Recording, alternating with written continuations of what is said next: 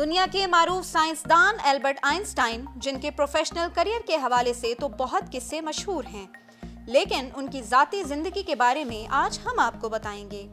Einstein کی مکمل زندگی سے متعلق تحقیق کرنے والے روزن کرینز کا کہنا ہے کہ ان کی زندگی میں بہت دکھ تھے۔ آئنسٹائن کی پہلی بیوی میلووا میرک سے ان کے 3 بچے تھے، پہلی بیٹی اور پھر 2 بیٹے۔ بیٹی لیزرل کی زندگی تو ایک معمہ ہی بنی رہی، جسے بہت سے لوگوں نے سمجھنے کی کوشش کی، جبکہ بڑے بیٹے نے اپنی کہانی خود سنائی۔ آئنسٹائن کی پہلی بیٹی لیزرل کی پیدائش 1902 میں ہوئی، جبکہ اس حوالے سے روزن کرینز کا کہنا ہے کہ ہم نہیں جانتے کہ 2 سال بعد ان کے ساتھ کیا ہوا۔ یہ بات تاریخ میں کھو گئی ہے۔ اس بارے میں بہت سی قیاس آرائیاں بھی کی گئیں۔ ہو سکتا ہے کہ بچی کو کسی کو گود دے دیا گیا ہو یا وہ فوت ہو گئی ہو۔ ہمیں نہیں معلوم کہ اس کے ساتھ کیا ہوا۔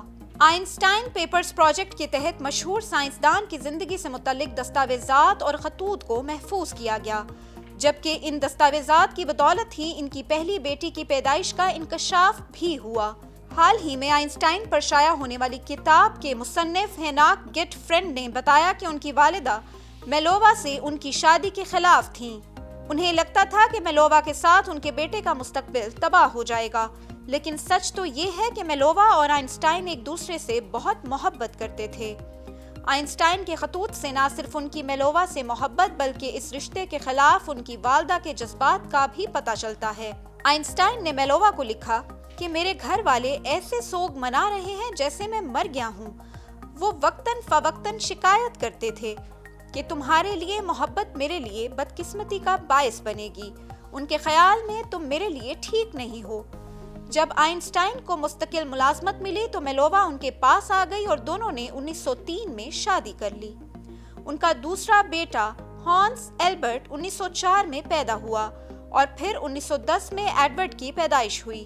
آئزیکسن کے مطابق ہانس البرٹ نے بتایا تھا، جب میری والدہ گھر میں مصروف ہوتی تھی تب ہمارے والد اپنا کام چھوڑ کر گھنٹوں ہمارا خیال رکھتے۔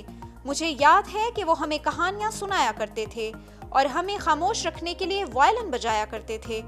تاہم چھوٹے بھائی ایڈورڈ کا بچپن مشکل تھا، وہ زیادہ تر وقت بیمار رہتے تھے۔ 1917 میں ایڈورڈ کے پھیپھڑوں میں سوجن آئی تو آئنسٹائن نے ایک دوست کو لکھے گئے خط میں کہا کہ میرے بچے کی صحت مجھے بہت افسردہ کرتی ہے۔ اس سب کے باوجود ایڈورڈ ایک اچھا طالب علم تھا اور اسے فنون لطیفہ سے دلچسپی تھی۔ وہ نظمیں لکھنے کے علاوہ پیانو بجانے میں بھی دلچسپی رکھتا تھا۔ انہوں نے اپنے والد کے ساتھ موسیقی اور فلسفے پر کئی سنجیدہ مباحثے بھی کیے۔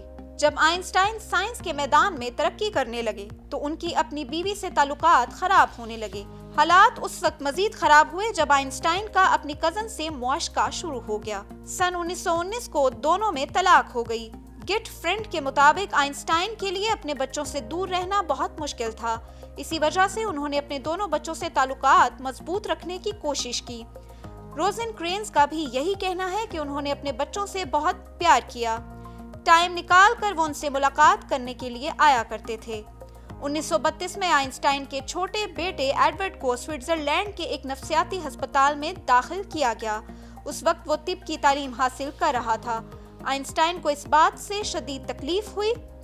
گارڈین اخبار کے مطابق آئنسٹائن نے بعد ازاں لکھا، میرے بہترین بچوں میں سے ایک جسے میں بالکل اپنے جیسا سمجھتا تھا ایک لا علاج ذہنی بیماری میں مبتلا ہے۔ آئزیکسن کے مطابق ایڈورڈ کو امریکہ جانے کی اجازت نہیں تھی کیونکہ وہ ذہنی مریض تھے اور انہوں نے اپنی زندگی کے آخری دن ہسپتال میں تنہا گزارے۔ ان کی وفات 1965 میں 55 سال کی عمر میں ہوئی۔ روزن کرینز کا کہنا ہے کہ ان کے اپنے بچوں سے بھی کچھ جھگڑے ہوتے تھے۔